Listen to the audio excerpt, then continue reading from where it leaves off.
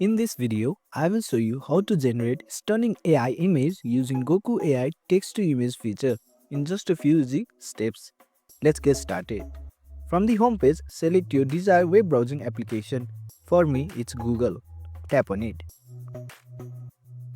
In Google search bar, you have to type in Goku AI and it will get you to this interface. From the home page, you have to tap into the profile icon from the top right corner. In this interface, select AI image generator. Type a detailed description of image you want, be as specific as possible. For example, a mystic dragon flying over a medieval castle at sunset. Let's write it down. Then tap on generate.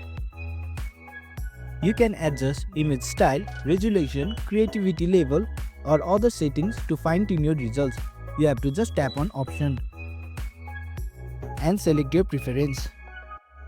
You can see the AI has generated your image. If you are happy with it, hit download to save it. And that's it. Now you know how to use Goku AI for text-to-image generation.